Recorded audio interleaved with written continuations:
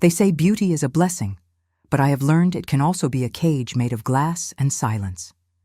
And every night, when the gaslight dims and the house grows still, I stand before a mirror that shows me the truth I hide from the world. My name is Emmeline Ashworth, Baroness of Whitmore, and for 7 years I have not aged a single day. Society calls me fortunate. They whisper behind painted fans that I must possess some continental secret, some miraculous cream or elixir purchased from a Parisian apothecary. They do not know that my youth is not a gift but a debt, and that the collector grows more impatient with each passing season. I remember the night it began with a clarity that haunts me still. I was 21 years old and dying. A fever had swept through London that winter, claiming the weak and the strong alike, and I had fallen into its merciless grip. For 3 weeks I lay in my chamber, burning and shivering by turns, while doctors came and went with grave faces and useless tinctures. My husband, the late Baron, paced the corridors with the desperation of a man watching his investment crumble. He had married me for my beauty, you see, and beauty was all I had ever been taught to value in myself. When the fever finally broke, I survived, but the face that greeted me in my vanity mirror was a stranger. My cheeks had hollowed, my skin had turned sallow and papery, my golden hair had thinned until I could see my scalp through the limp strands. I was 21 years old, and I looked like a woman of 50, ravaged and discarded by illness. My husband could barely stand to look at me. He took his meals in his study. He slept in a separate wing. And I understood, with the cold certainty of someone who has been raised to know her only worth, that I was finished. No amount of rest or nourishment would restore what I had lost. I would spend the rest of my days as a ghost in my own home, pitied and forgotten. It was my lady's maid, a quiet woman named Dorset, who had served my mother before me, who first spoke of the alchemist. She had heard rumors in the markets, she said. A man who dealt in impossible things, a man who could restore what time and illness had stolen. She did not believe the stories herself, she assured me, but perhaps I might find comfort in hope, however false. I found him in a narrow shop on a street I had never heard of, in a part of London where ladies of my station did not venture. He was old, impossibly old, with hands like gnarled roots and eyes that seemed to see through flesh and bone to something deeper. He did not ask my name. He did not ask why I had come. He simply looked at me for a long moment, then disappeared into the shadows of his shop. When he returned, he carried a mirror. It was not large, perhaps the size of a lady's writing desk, framed in tarnished silver and black stone that seemed to drink the light. The glass itself was dark, almost opaque, and when I looked into it, I saw nothing but shadows. He told me the mirror would give me back what I had lost. My youth, my beauty, my power over the world that had discarded me. But there would be a price. There was always a price. The mirror would show me the truth of my soul, he said, and as long as I lived the lie of eternal youth, that truth would grow darker and more terrible. I asked him what that meant. He only smiled, a thin and joyless expression, and told me that I would understand in time. I should have walked away. I should have accepted my fate with the dignity my mother had always preached. But dignity does not warm you when you are alone. Dignity does not make a husband look at you with desire. Dignity does not open doors or command respect in a world that measures women by the smoothness of their skin and the brightness of their eyes. I paid his price in gold, and something else, something I did not understand at the time. A drop of blood pressed to the dark glass, a whispered promise I do not remember making. And when I looked into the mirror again, I saw myself as I had been before the fever, young and radiant and whole. Within a fortnight, the transformation was complete. My flesh filled out, my hair grew thick and lustrous, the roses returned to my cheeks. My husband began taking his meals with me again. He began visiting my chamber at night, and I told myself that I had made the right choice, that beauty was simply another form of survival, and that survival could not be a sin. For 7 years I have lived this lie, and for 7 years I have not dared to look into the alchemist's mirror. It sits in a locked room in the east wing of my estate, covered by a velvet cloth, waiting. I know what it shows now. I caught a glimpse of it once, 3 years ago, when curiosity overcame my fear. What I saw in that dark glass was not a woman, but a ruin. A face twisted and decayed, eyes hollow with something worse than death. I covered it again with trembling hands, and I have not looked since. My husband died 2 years ago, a sudden apoplexy that left me a widow at 26, or so the world believes. I mourned him as was expected, wore the black crepe and the jet jewelry, received the condolence calls with appropriate gravity. But in truth, I felt nothing but relief. He had never loved me. He had loved my face, my figure, the envy I inspired in other men. And I had never loved him either. I had only loved what he represented, safety and status, and the assurance that I would never be poor or forgotten.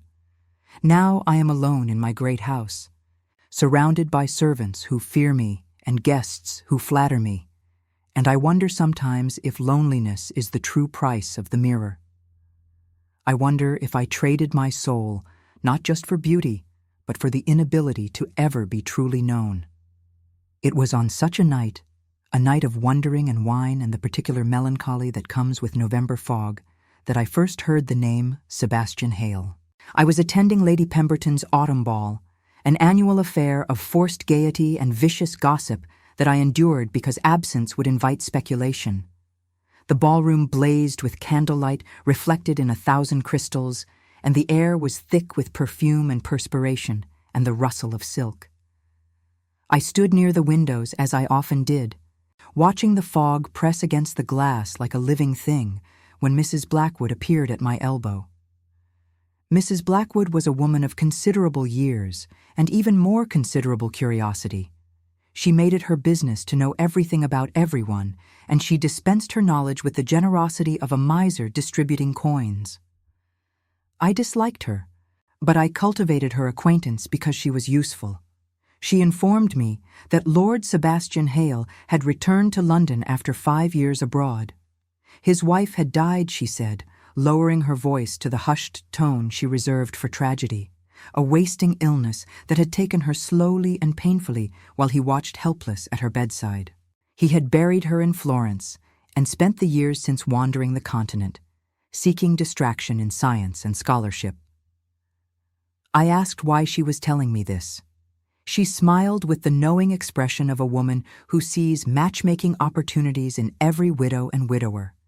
He was handsome, she said, wealthy, and most importantly, he was here tonight, standing by the fireplace, looking lost and uncomfortable in the way of men who have forgotten how to make small talk. I told her I had no interest in remarrying. She laughed and said that was precisely what made me interesting. I did not intend to look. I did not intend to care. But some force stronger than intention turned my head toward the fireplace, and I saw him for the first time. He was tall and lean, with dark hair touched by silver at the temples and a face that spoke of sleepless nights and unanswered questions. He was not handsome in the way my husband had been handsome, polished and symmetrical and utterly forgettable. His features were irregular, his nose slightly crooked, his brow too heavy. But there was something in his eyes, a depth and a sadness that made me catch my breath. He was looking at me, not at my gown, which was the latest fashion from Paris, not at my jewels, which were worth more than most men earned in a lifetime. He was looking at my face with an expression I did not recognize, something between curiosity and confusion, as if he saw something there that did not quite fit. I felt a sudden chill, as if the fog had seeped through the windows and wrapped itself around my bones. I wondered, with a terror I had not felt in years, if he could somehow see through the lie, if he could see the rot beneath the rose. I turned away. I made some excuse to Mrs. Blackwood and retreated to the card room, where I pretended to watch a game of whist while my heart pounded against my ribs. It was foolishness, I told myself. He was only a man, and men saw only what they wanted to see. He had been looking at a beautiful widow, nothing more. But when I returned to the ballroom an hour later, he was still watching me. And when our eyes met across the crowded room, he did not look away. It was Lady Pemberton herself who performed the introduction. She swept toward me with Lord Hale in tow, declaring that we simply must become acquainted, that we had so much in common, that we were both far too serious for our own good. I smiled and offered my hand. He took it with a gentleness that surprised me, and I felt the warmth of his fingers through my glove. He said it was a pleasure to meet me. His voice was low and measured, the voice of a man who chose his words with care. I said the pleasure was mine. We exchanged the usual pleasantries, the weather, the music, the excellence of Lady Pemberton's champagne.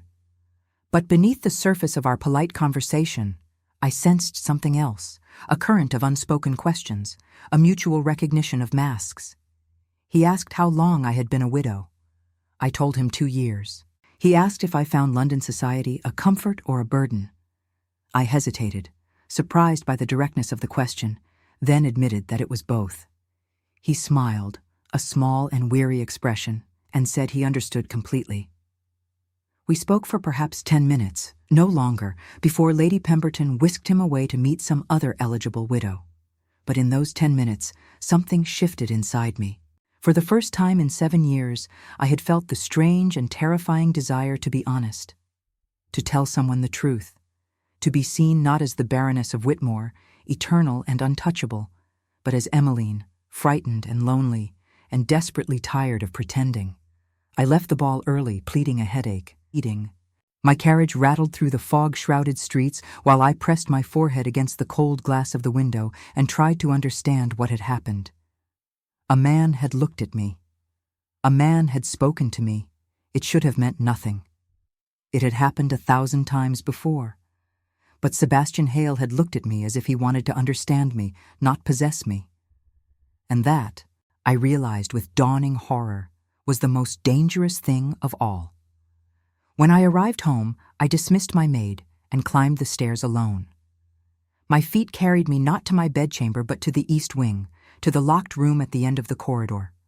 I stood before the door for a long moment, my hand on the key that I wore always on a chain around my neck. I could hear my own breathing, harsh and uneven in the silence. I did not go in.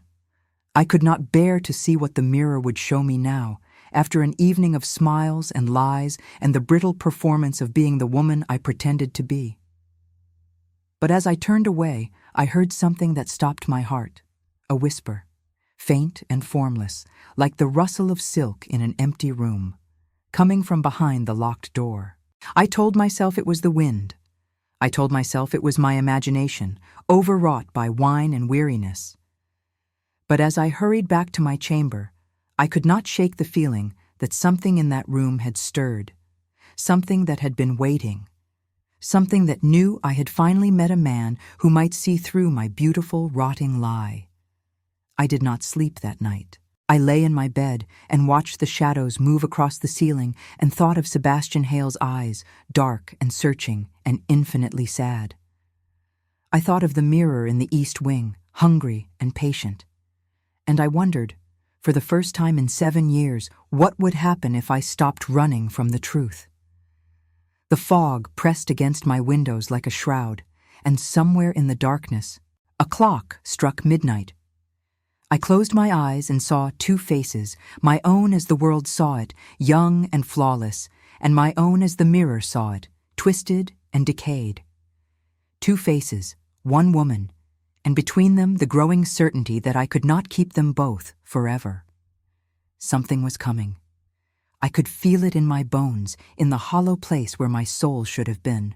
Sebastian Hale had returned to London, and with him, he had brought something I had spent 7 years avoiding.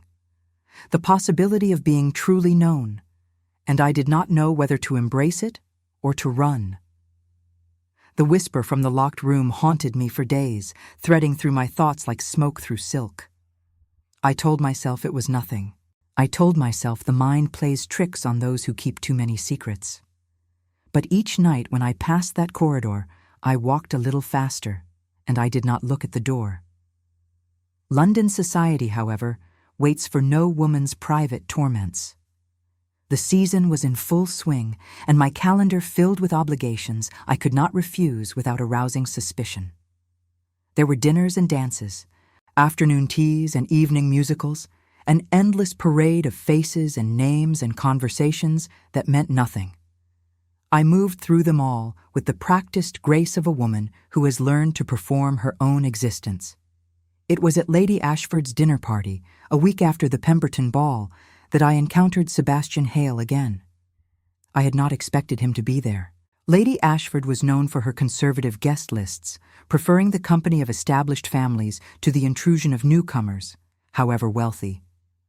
But there he was, seated across the table from me, his dark eyes finding mine as the footman served the first course. He looked different in the candlelight, softer somehow, the sharp angles of his face gentled by shadow. He wore evening clothes of impeccable cut, but he wore them with the discomfort of a man who would rather be elsewhere. I understood that feeling intimately. We were both performers, I realized, though I suspected his stage was different from mine. The conversation at dinner was the usual fare, politics and scandals and the price of cotton. I contributed when expected, smiled when appropriate, and tried not to stare at the man across the table. But I felt his attention like a physical weight, a warmth on my skin that had nothing to do with the fire blazing in the hearth.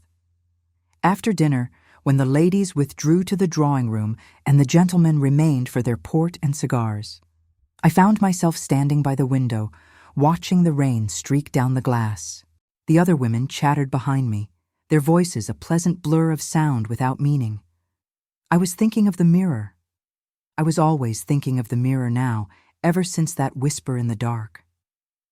When the gentleman rejoined us, I felt him before I saw him, a presence at my shoulder, quiet and warm.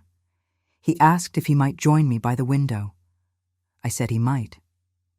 We stood in silence for a moment, watching the rain, and then he spoke. He told me he had been thinking about our conversation at Lady Pemberton's ball. I asked which part of it. He said all of it. He said he had met many people in London since his return, but I was the only one who had seemed genuinely uncertain when asked whether society was a comfort or a burden. Most people, he observed, knew exactly how they felt about things, or at least they pretended to.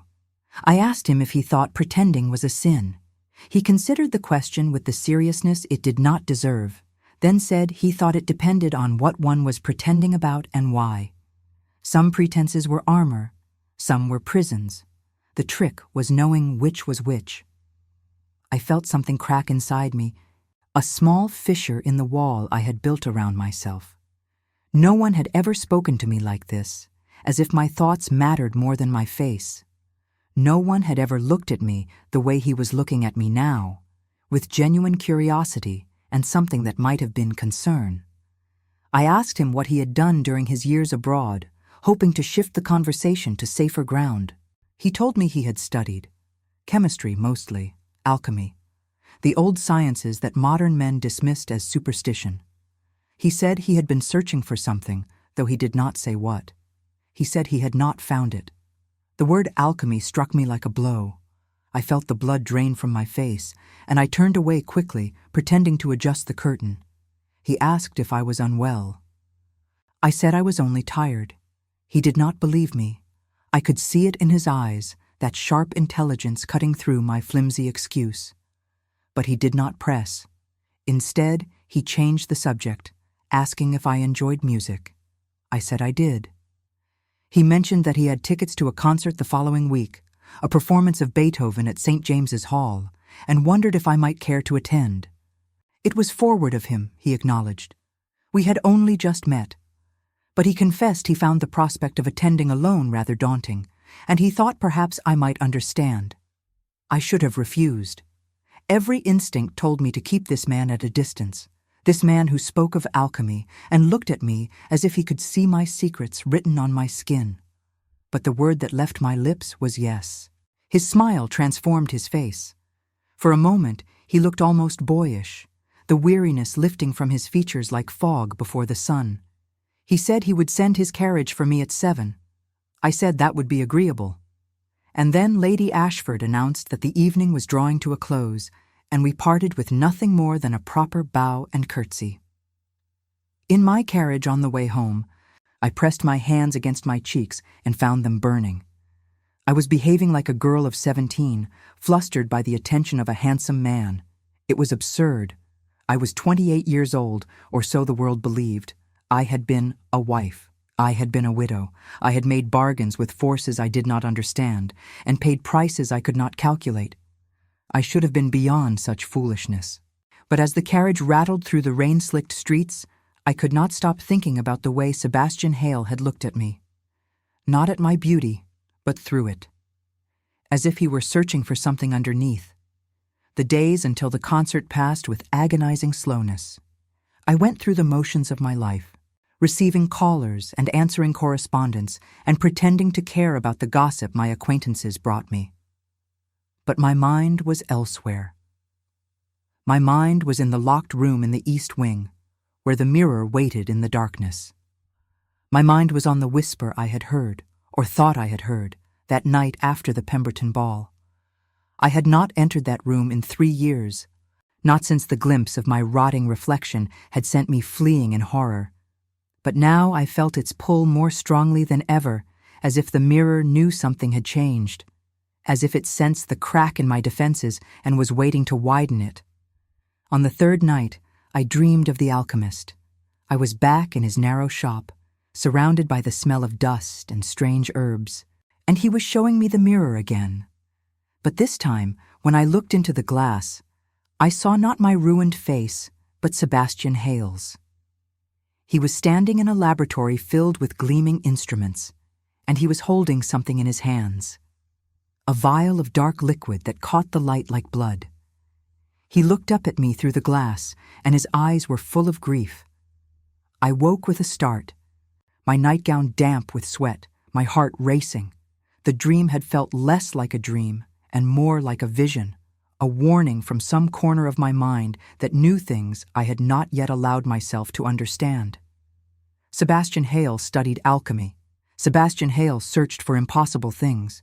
And now Sebastian Hale was drawing closer to me, to my secrets, to the mirror that held my rotting soul. It was not a coincidence. It could not be.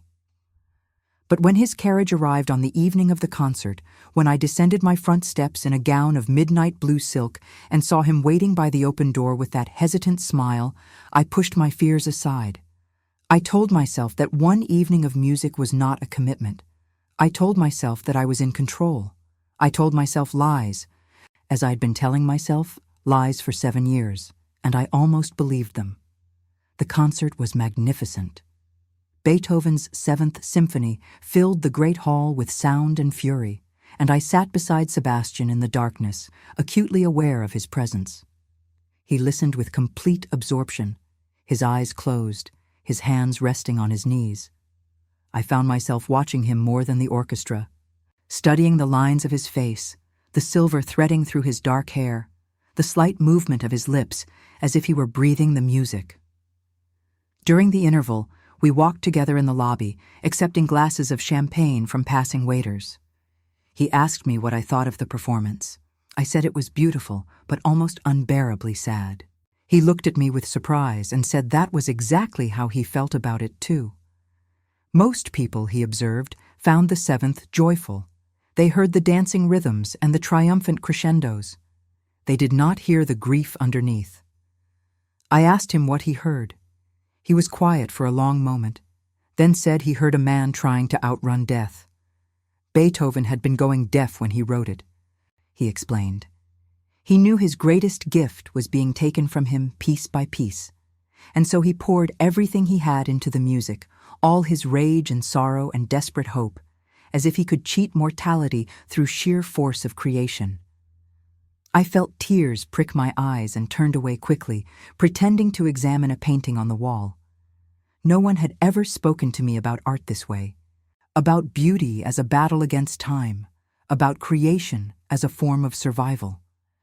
It struck too close to the truth I had spent 7 years hiding. He noticed my distress. He always noticed. He touched my elbow gently and asked if I would like some air. I nodded, not trusting my voice, and he guided me through a side door onto a small balcony overlooking the street. The night was cold and clear, the fog having lifted for once to reveal a sky scattered with stars. We stood at the railing, our breath misting in the chill, and I felt the tension slowly drain from my shoulders. He did not speak. He did not demand an explanation for my sudden emotion. He simply stood beside me, a warm and solid presence in the darkness, and let me collect myself. When I finally spoke, my voice was steadier than I expected. I thanked him for bringing me. I said I had not realized how much I needed to hear something beautiful. He said he understood. He said that after his wife died, music was the only thing that made him feel anything at all. For months he had been numb, going through the motions of grief without actually feeling it. Then one day he heard a street musician playing a simple folk melody, and something inside him broke open. He wept for an hour. I asked about his wife. I should not have. It was too personal, too intimate for our brief acquaintance. But the question left my lips before I could stop it, and I saw something shift in his face. Pain, yes, but also a kind of relief, as if he had been waiting for someone to ask. Her name was Catherine, he said. She had been kind and clever and full of light. They met at a lecture on botanical science, of all things, and he had loved her from the first moment she laughed at his nervous joke about ferns. They were married for 8 years before the illness came, a wasting disease that ate away at her from within, stealing her strength and her laughter and finally her life. He said he had tried everything to save her, every doctor, every treatment, every desperate remedy that rumor and hope could provide. In the end, he had even turned to the old sciences, to alchemy and its promises of transformation.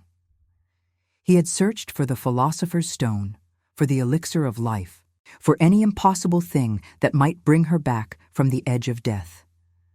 My blood ran cold. I gripped the railing so tightly my knuckles turned white beneath my gloves.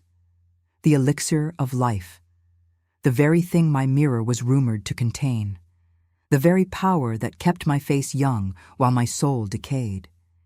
He noticed my reaction. Of course he noticed. He asked if I was cold. I said I was merely moved by his story. He searched my face for a long moment, and I felt as if he could see through my skin to the rotting truth beneath. But then he nodded and looked away, and the moment passed. We returned to our seats for the second half of the concert, but I heard nothing of the music. My mind was churning with questions and fears. Sebastian Hale had studied alchemy. He had searched for the secrets of eternal life. And now, by some cruel twist of fate, he had found his way to me, a woman who had obtained those very secrets at a terrible cost. Was it coincidence? Or was something else at work, some force I could not understand, drawing us together for reasons of its own? After the concert, he escorted me home in his carriage. We spoke of lighter things. Books we had read, places we wished to travel, the absurdities of London society. But beneath our pleasant conversation, I felt the weight of unspoken truths pressing down on us both. We were circling each other like dancers in a complicated waltz, each waiting for the other to make a misstep. At my door, he took my hand and thanked me for the evening. His fingers were warm through my glove, and I felt a current pass between us, something electric and frightening and utterly inevitable. He asked if he might call on me. I said he might. He smiled, and I saw in his eyes a hunger that matched my own, a longing for connection that years of loneliness had sharpened into something almost painful. I watched his carriage disappear into the darkness, then turned and entered my house. The foyer was cold and silent, the servants already retired for the night. I climbed the stairs slowly, my mind a whirlwind of emotion and fear. I did not intend to go to the East Wing. I told myself I would go straight to bed, straight to sleep, straight to forgetfulness. But my feet had other ideas. They carried me down the long corridor, past the portraits of Ashworth ancestors who watched me with painted disapproval, to the door at the end. The key was warm against my chest, heated by my own body. I lifted it from its chain and held it in my trembling hand. The door seemed to pulse before me, as if something on the other side was breathing. I unlocked it, I pushed it open, and I stepped inside. The room was exactly as I had left it 3 years ago. Dust sheets covered the furniture, ghostly shapes in the darkness. The velvet cloth still draped the mirror, its folds undisturbed, but the air was different, heavier, charged with something I could not name. I approached the mirror slowly, my heart hammering against my ribs. I told myself I would not lift the cloth. I told myself I would only stand here for a moment, proving to myself that there was nothing to fear. But my hand moved of its own accord, reaching for the velvet, grasping its edge. I pulled it away. The mirror's surface caught the faint light from the corridor, and I saw my reflection clearly for the first time in 3 years.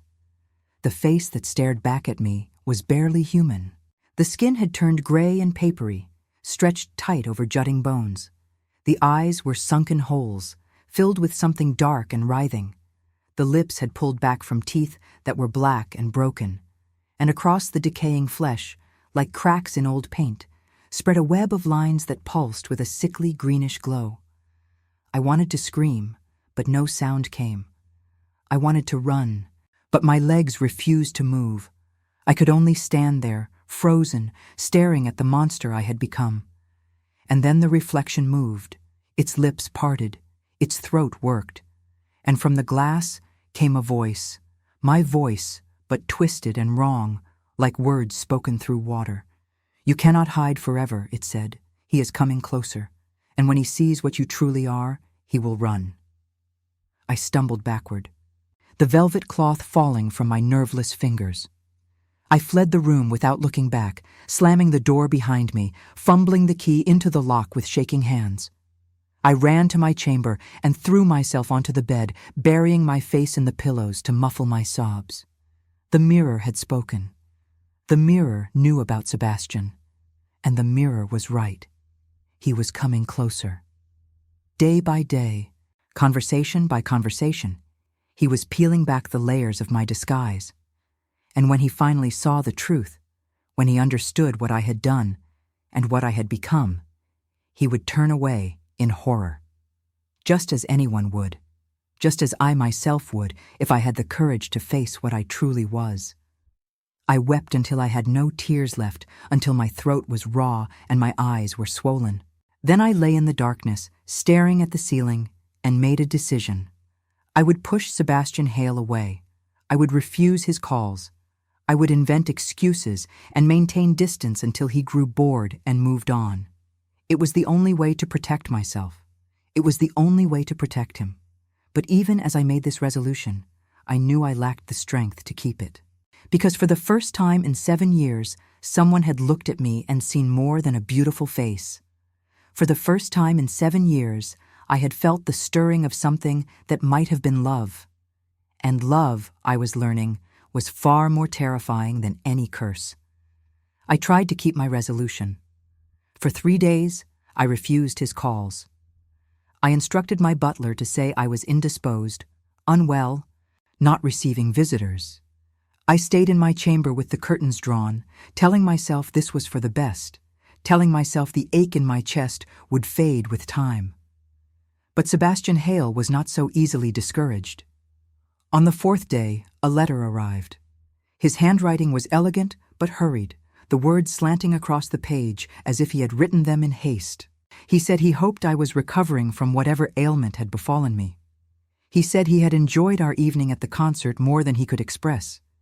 He said he understood if I wished to maintain my distance, if he had presumed too much too quickly, but he hoped I might at least allow him to apologize in person for whatever offense he had unknowingly given. There was no offense. I wanted to write back. The offense is mine, and it is unforgivable. But I did not write back. I folded the letter and placed it in my writing desk, and I told myself I was being strong. On the 5th day, Another letter came. This one was shorter, more direct. He said he could not stop thinking about me. He said there was something in my eyes that haunted him, a sadness that called to his own.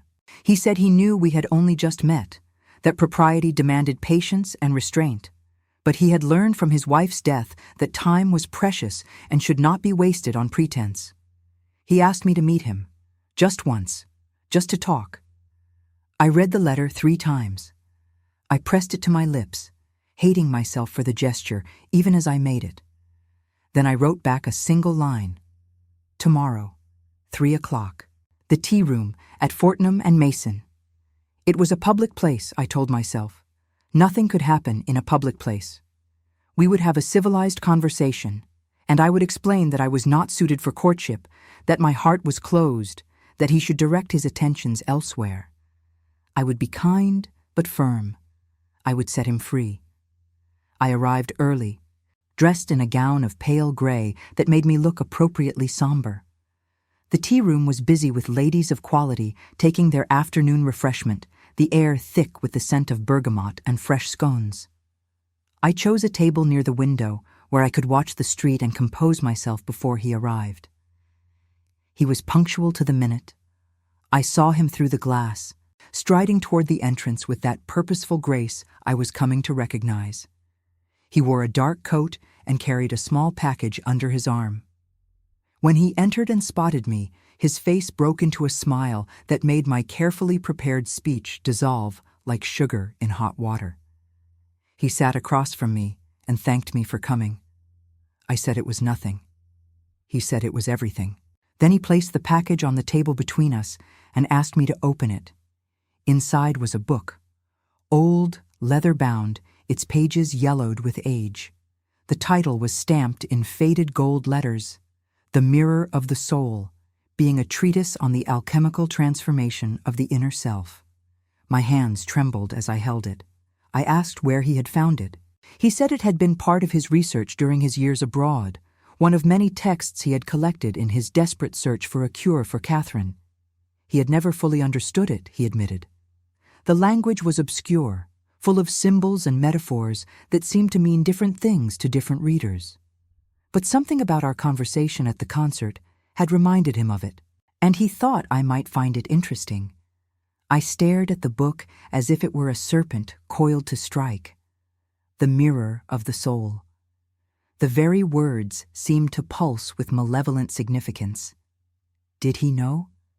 Had he somehow discovered my secret and was now testing me, waiting to see how I would react?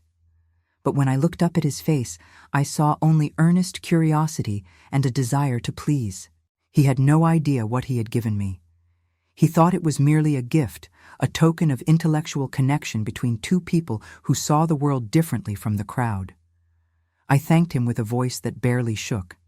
I said I would treasure it. Then I set the book aside and poured tea with hands that gradually steadied, and we spoke of other things. He told me about his laboratory, a converted conservatory at the back of his townhouse where he conducted his experiments. He was studying the properties of light, he said, and its effects on living tissue. He believed there were forces in the natural world that science had not yet learned to measure, energies that flowed through all living things and connected them in ways we could not see. It was not so different from what the alchemists believed, he admitted, though he approached it with modern methods and a skeptical mind. I asked him if he still hoped to find what he had been searching for, the elixir, the cure, the way to cheat death. His face grew serious. He said he no longer searched for the impossible. Catherine was gone, and no science or magic could bring her back.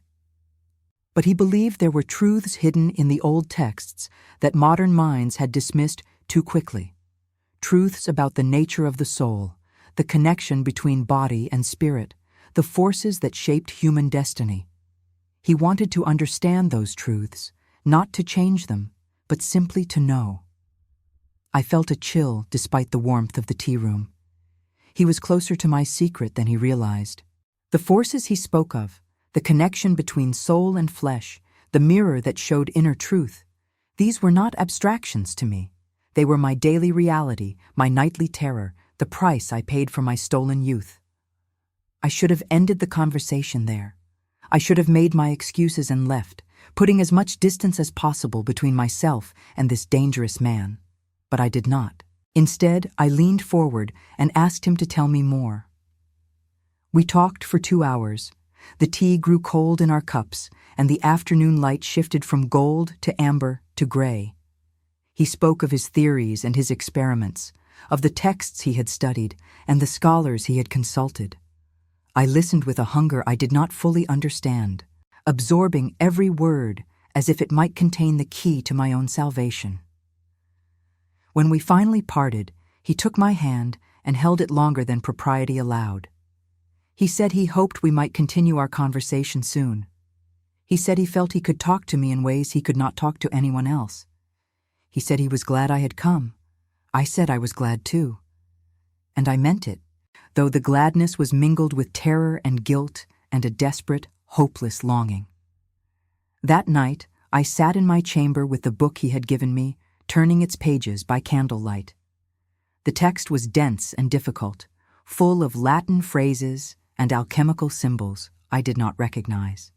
But certain passages seemed to leap from the page, as if they had been written specifically for me. "The mirror of the soul," I read, "shows not what we are, but what we have become through our choices. It is not a window, but a ledger, recording every debt of the spirit.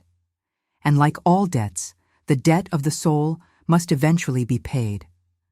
I closed the book and pressed my hands to my eyes. The debt of the soul. That was what I owed, what I had been owing for 7 years. My youth was borrowed time, stolen moments that did not belong to me.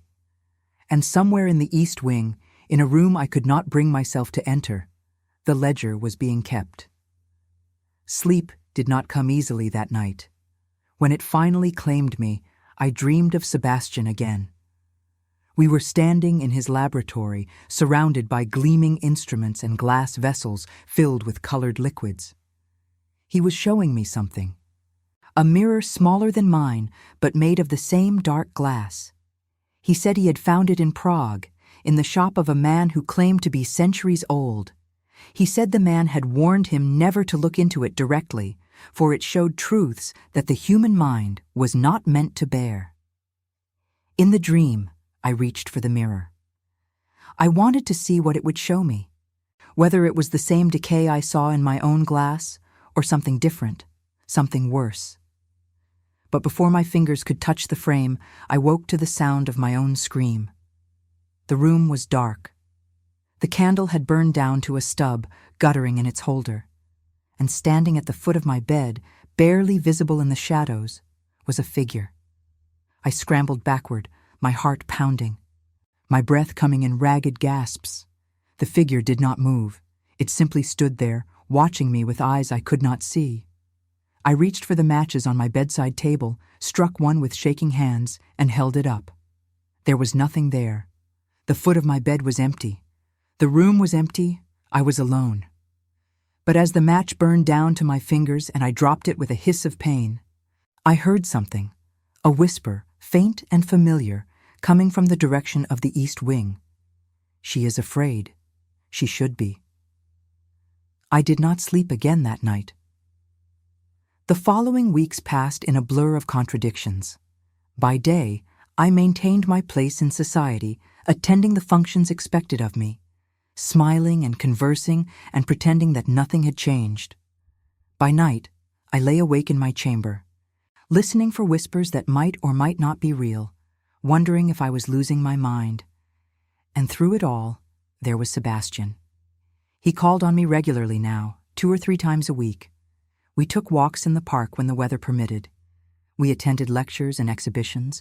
We dined together at his townhouse, chaperoned by his elderly aunt, who dozed in her chair and heard nothing of our conversations. Each meeting deepened the connection between us, and each meeting made me more afraid. He was falling in love with me. I could see it in the way he looked at me, the way he listened when I spoke, the way his hand lingered on mine when we parted. And I was falling in love with him, despite every warning my better judgment could provide. I was falling in love with a man who searched for the very secrets I had sold my soul to obtain. One evening, after a particularly long conversation about the nature of consciousness and whether the soul could be measured by scientific means, he asked me a question that stopped my heart. He asked if I believed in curses. I managed to keep my voice steady as I asked what he meant. He said he had been thinking about the old stories, the tales of bargains with dark forces, of wishes granted at terrible cost. He said he had encountered such stories repeatedly in his alchemical research, warnings about the dangers of seeking what was not meant to be found. He wondered if there was truth in them, or if they were merely metaphors for the psychological consequences of guilt and obsession. I said I thought they might be both. I said that sometimes the metaphor and the reality were the same thing. He looked at me with those searching eyes, and I felt the walls I had built around my secret tremble. He said there was something he needed to tell me, something he had discovered in his research that troubled him deeply. My mouth went dry. I asked him what it was. He said he had been investigating the disappearance of a man known only as the alchemist of Blackfriars, a figure of rumor and legend in certain circles, said to possess knowledge that had been lost for centuries. He had vanished 7 years ago, his shop found empty and abandoned, with no trace of where he had gone or why. 7 years ago, the same year I had made my bargain. He said he had found references to this alchemist in several old texts, always in connection with a particular object. A mirror of dark glass, framed in silver and black stone, said to have the power to show the true state of the viewer's soul. I could not breathe.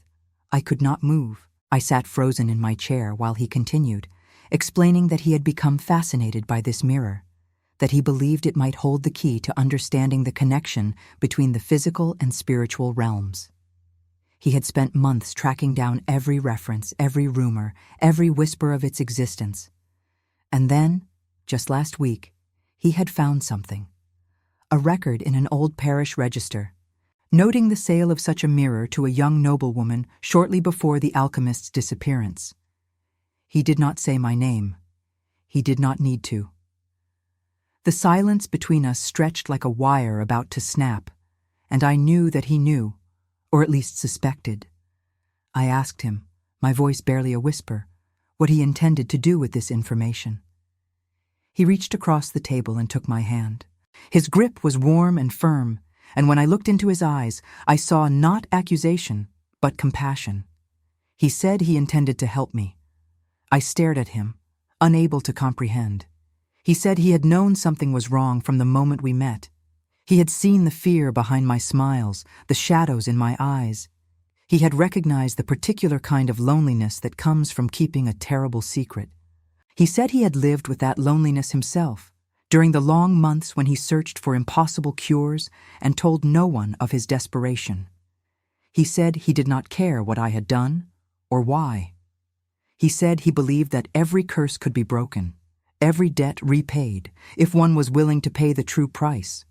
He said he wanted to help me find that price and pay it together. Tears streamed down my face. I tried to speak, to explain, to warn him away, but no words came. He moved to sit beside me and took me in his arms, holding me as I wept against his shoulder. He did not ask questions. He did not demand explanations. He simply held me, and for the first time in 7 years, I felt something other than alone. When my tears finally subsided, I told him everything. The fever that had ravaged my beauty, the alchemist and his offer, the mirror and its terrible price, the rotting face I saw in the glass, the whispers in the darkness, the growing certainty that I was damned beyond redemption.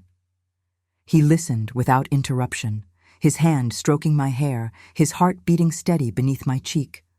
When I finished, he was silent for a long moment. Then he said something that changed everything. He said he had read about mirrors like mine. He said they were not merely reflections, but containers, vessels that held the spiritual essence their owners had traded away. The decay I saw was not my soul dying, but my soul being consumed, slowly absorbed by the mirror itself. And if the process was not stopped, if the debt was not repaid, The mirror would eventually claim me entirely, leaving nothing but an empty shell. I asked him how long I had. He said he did not know. It depended on many factors: the terms of the original bargain, the strength of my will, the nature of the force that had created the mirror. But he believed there might be a way to reverse the process, a way to reclaim what I had lost. He said it would be dangerous. He said it would require facing the mirror directly, confronting the truth it held, accepting the full weight of what I had done. He said there was no guarantee of success, and the attempt itself might destroy me. But he said he would be with me every step of the way. He said he would not let me face this alone. I looked at him through my tears. This man who had lost so much and still found the courage to love again. I saw the determination in his eyes, the fierce protectiveness, the willingness to risk everything for someone he barely knew. And I understood, with a clarity that cut through all my fear and doubt, that I loved him too. I told him I was afraid. He said he knew. I told him I did not deserve his help. He said that was not for me to decide. I told him I might be beyond saving. He smiled, that weary, beautiful smile, and said he had been told the same thing once, and he had proven them wrong. Then he kissed me. It was gentle at first, tentative, as if he feared I might break. But when I responded, when I pressed myself against him and returned his kiss with all the desperate hunger I had been suppressing for weeks, the gentleness gave way to passion. We held each other in the firelight, two broken people clinging to each other against the darkness, and for one perfect moment the mirror and its curse seemed very far away. When we finally drew apart, he pressed his forehead to mine and whispered that we would find a way. Together. I believed him. Despite everything, despite the rot in my soul and the whispers in the night, I believed him. But as I returned home that evening, as I climbed the stairs to my chamber and prepared for bed, I heard it again. The voice from the mirror, louder now, clearer, filled with a malice I had never heard before. He cannot save you. No one can. You belong to me now. And in the darkness of the east wing, something laughed. The days that followed were unlike any I had known in 7 years. For the first time since I had made my terrible bargain, I was not alone with my secret. Sebastian became my constant companion, my researcher, my protector. He devoted himself to finding a way to break the mirror's hold on me with the same fierce determination he had once applied to saving his dying wife. We spent long hours in his laboratory, surrounded by books and instruments and the strange apparatus of his experiments. He showed me his work on the properties of light, the way it could be bent and focused and transformed. He believed, he explained, that the soul itself was a kind of light, an energy that flowed through the body and gave it life. If he could understand how that energy worked, he might be able to understand how the mirror had captured mine. I watched him work with a mixture of hope and dread. Hope because his certainty was infectious, his belief in the possibility of salvation almost enough to make me believe it too. Dread because with each passing day, the mirror grew stronger. I could feel it now, a constant pressure at the edge of my consciousness, like a headache that never quite arrived. The whispers came more frequently, no longer confined to the night hours, but intruding on my waking thoughts as well. Sometimes they were warnings, threats of what would happen if I continued to resist. Sometimes they were seductions, promises of eternal youth and beauty if I would only surrender to the darkness. And sometimes they were simply laughter, cold and mocking, as if whatever dwelt in that glass found my struggles endlessly amusing. Sebastian noticed the toll it was taking. He saw the shadows under my eyes, the tremor in my hands, the way I sometimes stopped mid-sentence to listen to sounds only I could hear. He held me when the fear became too much. He talked me through the moments when I was certain I was losing my mind. He never wavered, never doubted, never suggested that perhaps I should simply accept my fate. One evening, As we sat together in his study reviewing yet another ancient text, he made a discovery that changed everything. He had been translating a passage from an old German manuscript, a treatise on the creation of magical mirrors written by a monk who had supposedly studied with the great alchemists of Prague. The passage described the process by which such mirrors were made, the rituals and sacrifices required to bind a soul to the glass. But it also described something else, something that made Sebastian's eyes light up with excitement. It described how the bond could be broken. According to the manuscript, the mirror's power came from the owner's fear of their own truth. As long as the owner fled from what the mirror showed them, as long as they refused to accept and embrace their authentic self, the mirror would continue to feed on their soul. But if the owner could find the courage to face the glass without flinching, to look upon their reflection and accept it completely, the mirror's hold would be shattered. It was not enough to simply look, the monk warned. Many had tried and failed, driven mad by what they saw. The owner must look with love. They must see their own decay and recognize it not as punishment, but as the natural consequence of choices made. They must forgive themselves for what they had done and choose, freely and without reservation, to accept whatever came next. Only then would the mirror release what it had taken. I listened to Sebastian read these words, and I felt something shift inside me. It was so simple and yet so impossibly difficult. To look at that rotting face and love it. To forgive myself for the vanity that had led me to this moment. To accept that I might lose everything, my beauty, my youth, my very life, and choose to face it anyway. Sebastian took my hands and looked into my eyes. He asked if I was willing to try. I said I did not know if I was strong enough. He said he believed I was.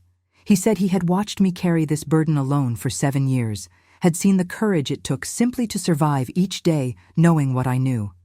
He said that anyone who could endure what I had endured was strong enough to face one final test. I asked him what would happen if I failed. He was silent for a moment, then said honestly that he did not know. The manuscript spoke of madness, of souls consumed entirely by the mirror's hunger. But it also spoke of transformation, of those who emerged from the ordeal changed but whole. I asked him if he would still love me if I came out of this old and broken, the beauty that had first caught his attention stripped away forever. He smiled and touched my face with infinite tenderness. He said my beauty had never been what drew him to me. He said it was my sadness he recognized, my loneliness, my desperate hunger for something real in a world of pretense and performance. He said he had fallen in love with the woman behind the mask, not the mask itself. I wept then, as I seemed to weep so often in his presence. But these were different tears, tears of relief and gratitude, and something very close to joy. For so long, I had believed that my beauty was all I had, all I was, all anyone could ever want from me. To hear him say otherwise, to see the truth of it in his eyes, was like being released from a prison I had not known I was in. We decided to attempt the ritual on the night of the winter solstice, 3 weeks hence. Sebastian said the old texts spoke of the solstice as a time of power, when the boundary between the physical and spiritual worlds grew thin. If we were to break the mirror's hold, that would be the moment to try. The weeks that followed were a strange mixture of preparation and tenderness. Sebastian worked tirelessly on his research, consulting every text he could find, corresponding with scholars across Europe, piecing together the fragments of knowledge that might save my life. I spent my days putting my affairs in order, writing letters to distant relatives, making arrangements for my estate. I did not expect to die, not quite, but I knew that whatever emerged from that room on the solstice night would not be the woman who entered it. We also spent time simply being together. We walked in the winter gardens, our breath misting in the cold air, our hands intertwined. We read to each other by firelight. We talked about everything and nothing, learning the small details of each other's lives that intimacy reveals.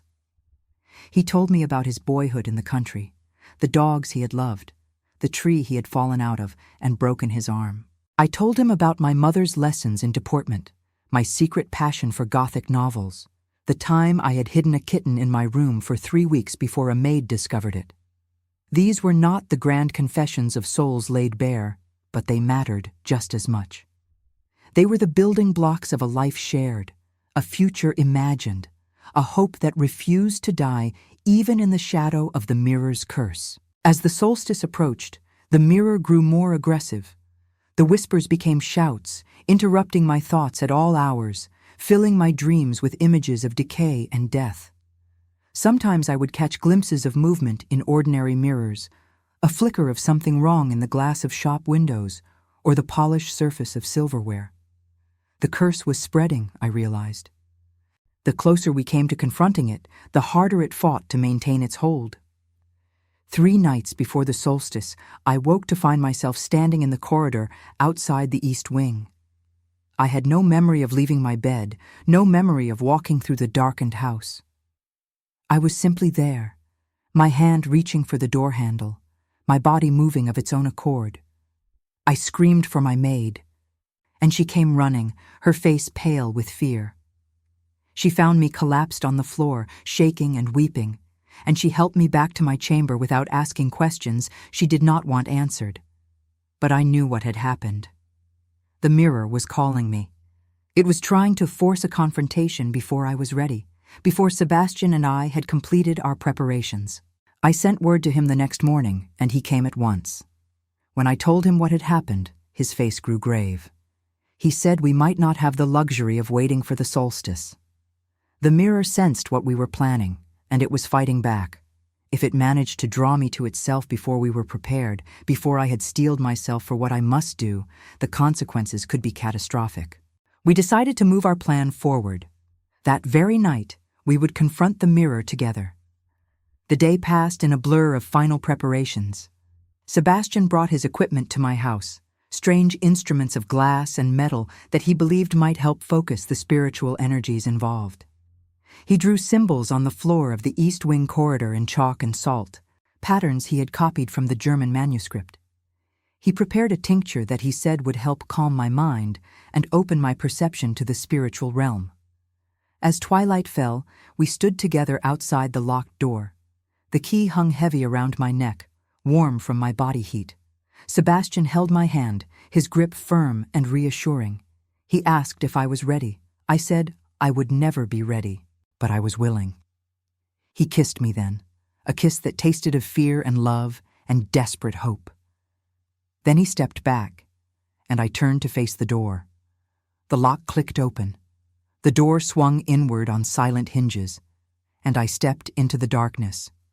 Sebastian followed close behind, carrying a lantern that cast dancing shadows across the dust-sheeted furniture. The room smelled of age and neglect, of secrets kept too long. And beneath that, another smell, something sweet and rotten, like flowers left too long in a vase. The mirror stood at the far end of the room, still covered by its velvet cloth. But even through the fabric, I could feel its presence, a cold malevolence that pressed against my skin. The whispers had stopped. The room was utterly silent, as if the mirror were holding its breath. Sebastian set down the lantern and positioned his instruments. He spoke words I did not understand, ancient syllables that seemed to hang in the air like smoke. The chalk symbols on the floor began to glow faintly, a pale blue light that pulsed in rhythm with my heartbeat. He nodded to me. It was time. I approached the mirror slowly, each step an act of will against the terror that screamed at me to run.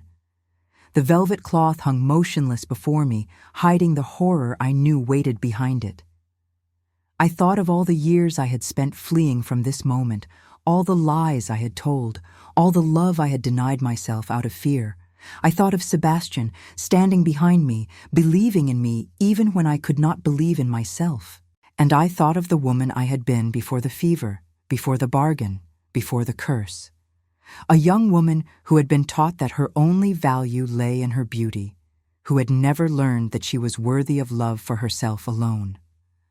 a woman who had made a terrible choice because she did not know any other way to survive. I forgave her. In that moment, standing before the mirror that held my rotting soul, I forgave the frightened girl who had traded her truth for an illusion. I understood why she had done it. I mourned the years she had lost, and I let her go. I reached for the velvet cloth and pulled it away. The face in the mirror was worse than I remembered. The decay had advanced, eating away at flesh and bone until what remained was barely recognizable as human. The eyes were holes of darkness, the mouth a lipless gash, the skin a patchwork of rot and ruin. It was the face of a corpse, the face of damnation, the face of everything I had feared for 7 years. But I did not look away. I looked at that face, that terrible face, and I saw myself. Not the monster the mirror wanted me to see, but the woman I had been all along. Frightened and flawed, vain and desperate, but also brave enough to keep going, strong enough to survive, capable of love despite everything that had been done to her. I spoke to my reflection. I do not remember exactly what I said. I only remember that it was the truth, all the truth I had been hiding from myself and the world. I spoke of my fear and my loneliness and my desperate need to be seen.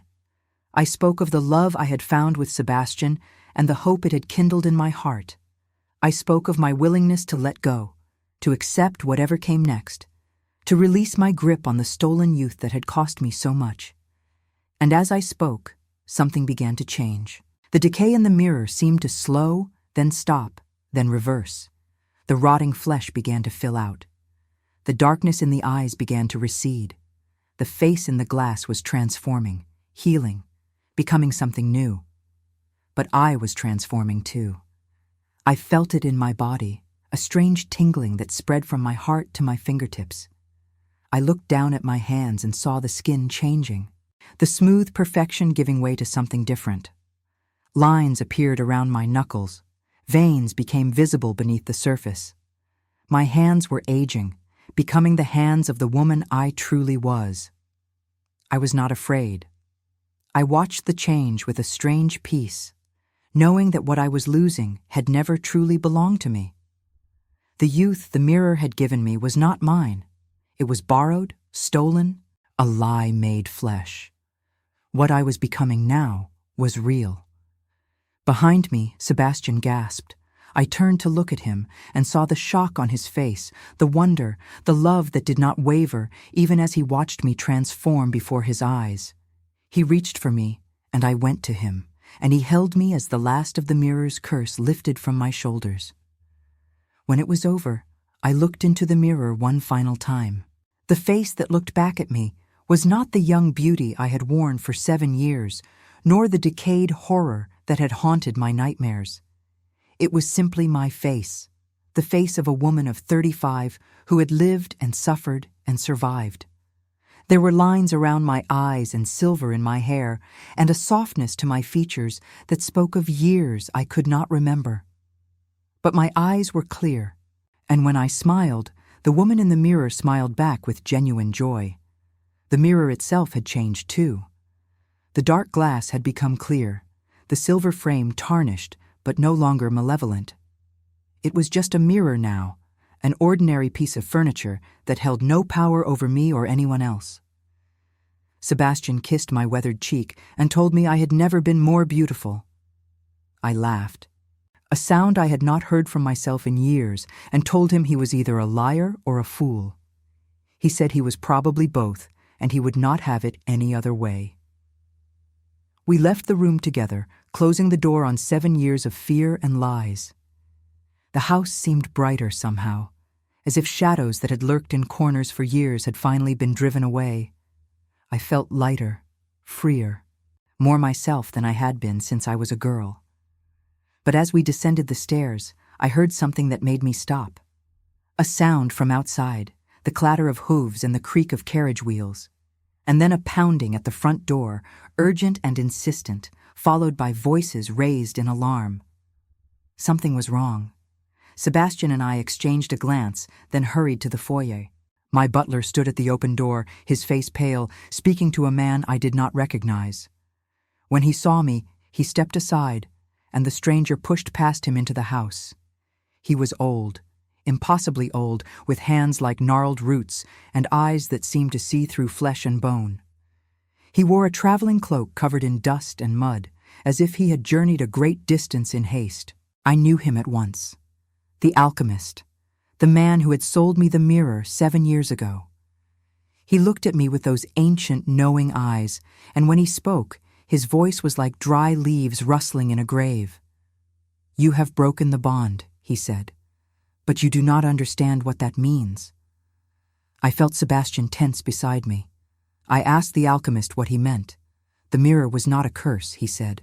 It was a cage, a prison for something far older and far more terrible than you can imagine. And now that you have shattered it, that something is free. He looked toward the east wing, toward the room where the broken mirror sat in its harmless frame, and his face twisted with something that might have been fear. "It is coming," he whispered, "and God help us all." The alchemist's words hung in the air like poison, and for a moment none of us moved. Then Sebastian stepped forward, placing himself between me and the old man, his voice hard with suspicion. He demanded to know what the alchemist meant. What had been imprisoned in the mirror? What had we unknowingly released? The alchemist looked at Sebastian with weary recognition, as if he had expected this confrontation and dreaded it nonetheless. He said his name was Erasmus Thorn, and he had been alive for nearly 300 years.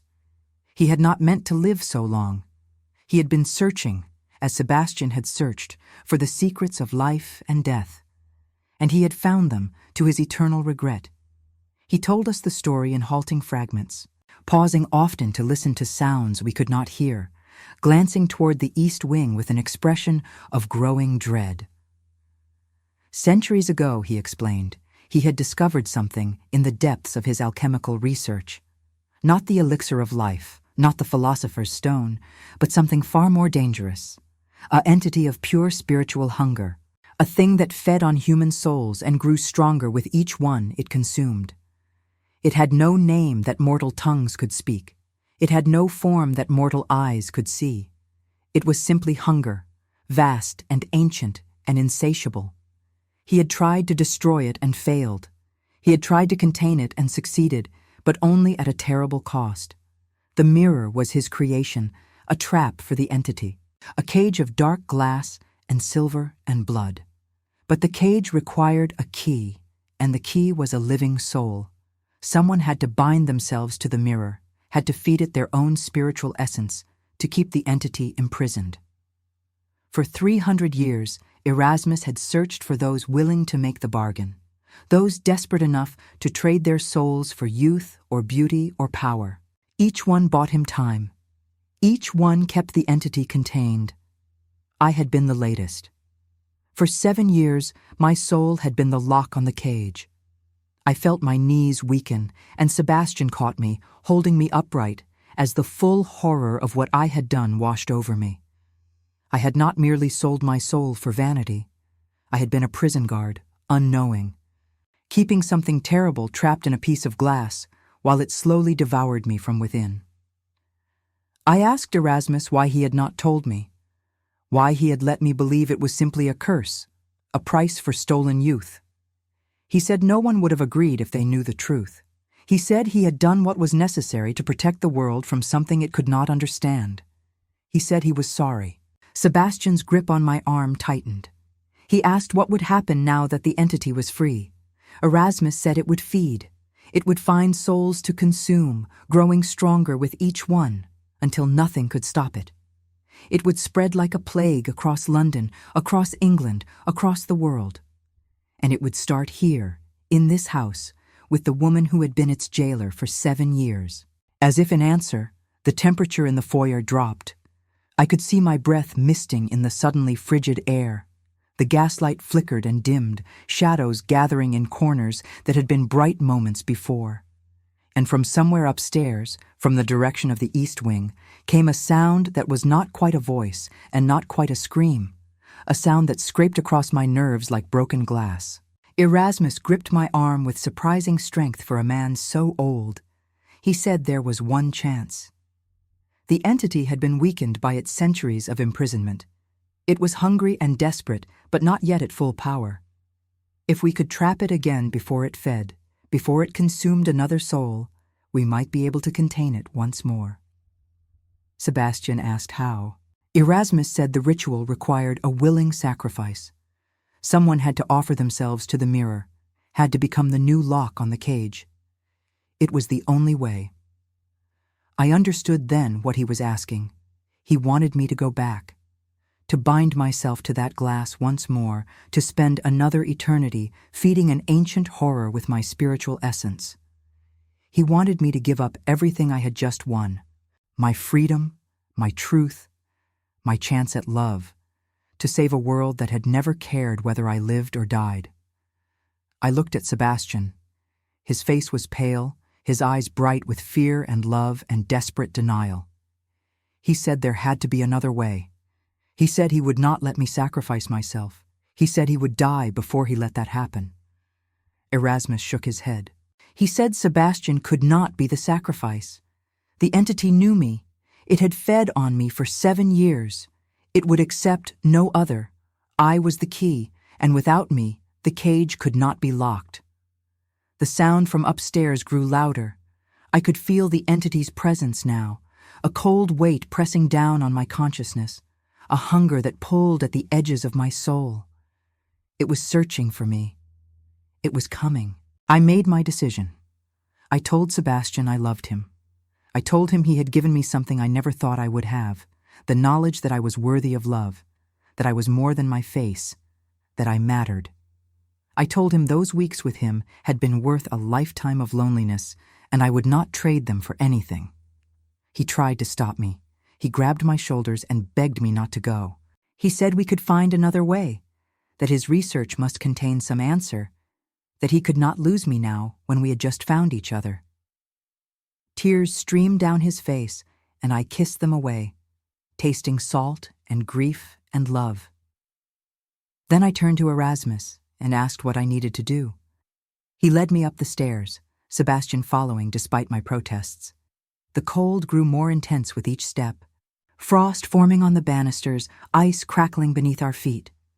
The entity was close now. I could feel it in my bones, a presence vast and terrible, pressing against the boundaries of the physical world. We reached the door to the east wing. It stood open, though I was certain we had closed it. Beyond, the darkness was absolute, deeper than any natural shadow, swallowing the light from Erasmus's lantern as if it had never existed. Erasmus handed me a small vial filled with a liquid that glowed faintly silver. He said it was the same tincture he had given me 7 years ago, the blood and binding that would tie my soul to the mirror once more. He said I must drink it in the presence of the glass, must speak the words of binding, must offer myself freely and without reservation. Only then would the cage be sealed. I took the vial with steady hands. I was not afraid anymore. I had spent 7 years running from the truth of what I was, and I had finally found the courage to face it. If this was my fate, if this was the price of my choices, I would pay it with my eyes open. But as I stepped toward the darkness, Sebastian spoke. He said, "Wait." He said he had been thinking about what I had done to break the curse, how I had looked into the mirror and accepted myself, forgiven myself, loved myself despite everything. He said the entity fed on fear and self-hatred, on the darkness within human souls. That was why it had been able to consume me so slowly, because I had spent 7 years feeding it with my own shame and terror. But I had stopped feeding it. When I accepted myself, when I forgave myself, I had starved it. That was why I was able to break free. His eyes lit up with sudden understanding. He asked Erasmus if the entity could only consume souls that were broken, souls that were filled with fear and shame. Erasmus hesitated, then admitted that the entity was weakened by spiritual wholeness. It could not easily devour those who were at peace with themselves. Sebastian asked what would happen if someone faced the entity not with sacrifice, but with that same acceptance, not offering themselves as food, but denying it sustenance, refusing to feed it the darkness it craved. Erasmus said it had never been tried. He said it was too dangerous. He said the entity was too powerful. But Sebastian was already moving. He took my hand and pulled me back from the threshold. He said we were going to face this thing together. Not as sacrifices, but as whole people. People who had accepted their flaws and forgiven their mistakes. People who loved each other and refused to be consumed by fear. I told him it was madness. He smiled and said, perhaps it was. But he would rather die fighting beside me than live without me. And he believed, with the faith of a man who had nothing left to lose, that love was stronger than hunger. Erasmus tried to stop us. He said we did not understand what we were facing. He said centuries of research had proven that sacrifice was the only way. But Sebastian ignored him, and so did I. We walked into the darkness together, our hands clasped, our hearts beating as one. The entity found us almost immediately. I felt it wrap around us like a shroud, cold and hungry and infinitely patient. It whispered to me in voices I recognized, my mother's voice telling me I was worthless without my beauty, my husband's voice expressing his disgust at my illness-ravaged face, my own voice cataloging every flaw and failure of my existence. It knew my deepest shames, my most hidden fears. It wielded them like weapons, trying to crack the armor of self-acceptance I had built. But I was not alone. Sebastian was beside me, and I could feel his presence like a warmth against the cold. He was facing his own whispers, I knew, the voices that told him he had failed his wife, that he was a fraud and a fool, that his love for me was just another desperate attempt to fill the void Catherine had left behind. The entity was attacking him too, searching for the cracks in his soul. We held on to each other in the darkness. We spoke to each other, though our voices seemed thin and distant against the weight of the entity's presence. We spoke of love and hope and the future we wanted to build together. We spoke of forgiveness, of acceptance, of the courage to be imperfect and broken and still worthy of joy. And as we spoke, something began to change. The entity's whispers grew weaker. The cold began to recede. I felt its grip on my soul loosening, felt it recoiling from the warmth we generated between us. It was hungry, so hungry, but we were not feeding it. We were offering nothing but love, and love was something it could not consume. I do not know how long we stood there, locked in that silent battle. It might have been minutes or hours. The darkness seemed to stretch time, to distort it, to make each moment feel like an eternity. But eventually, gradually, the entity began to withdraw. Not defeated. Something that ancient and powerful could not be defeated by two mortal souls, however strong their love. But weakened, diminished, forced to retreat to whatever realm it had come from, to wait and hunger until it could find another way into our world. The darkness lifted. Light returned to the room, pale winter sunlight streaming through windows I had not seen in 7 years.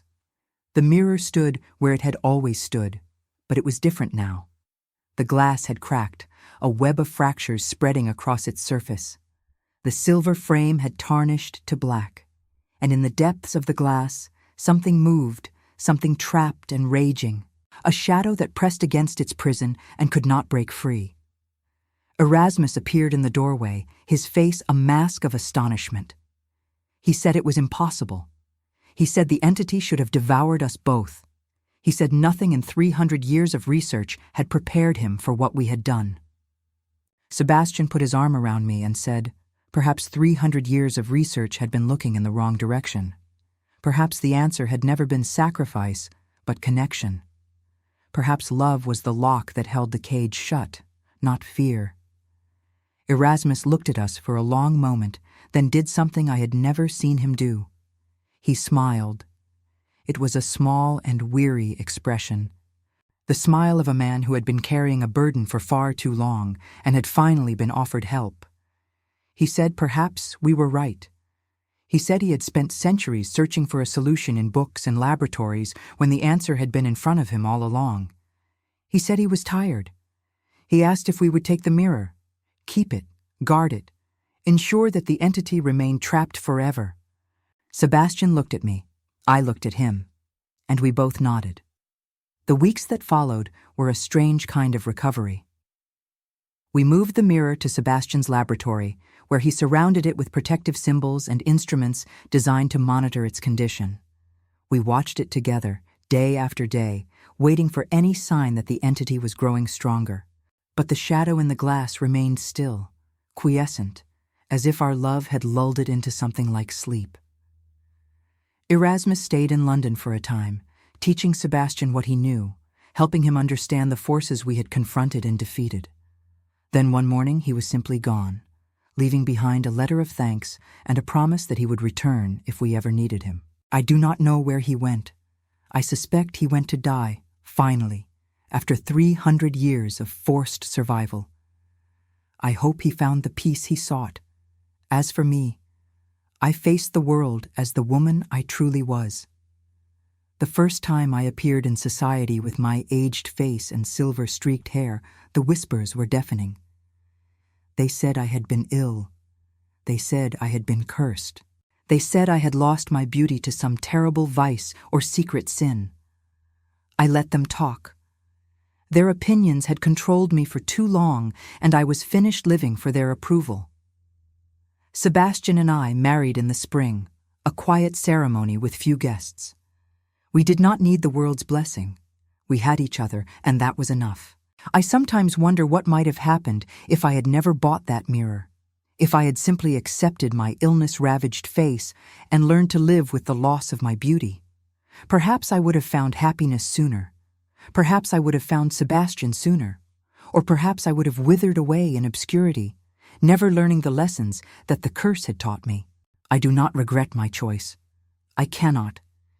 Every mistake, every moment of fear and shame led me to where I am now, standing in my husband's laboratory, watching the cracked mirror that holds an ancient evil at bay. I am not the woman I was 7 years ago, vain and terrified and desperately alone. I am something better, something whole, something loved.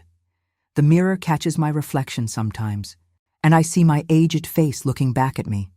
There are lines around my eyes and spots on my hands, and my hair has more silver in it each year. But my eyes are clear, and when I smile, the woman in the glass smiles back with genuine joy. I am Emmeline Ashworth, Baroness of Whitmore, and I have finally learned the truth that the mirror was trying to teach me all along. Beauty is not a blessing or a curse. It is simply a mask, and masks can be removed. What matters is what lies beneath, the soul that no glass can reflect, the heart that no hunger can consume. I look at my reflection, and I love what I see. And somewhere in the depths of the cracked glass, a shadow stirs and waits, held at bay by something it cannot understand and cannot defeat. Love, stronger than hunger. Truth, stronger than fear. And a woman who finally learned to see herself clearly, even when the mirror showed her nothing but darkness.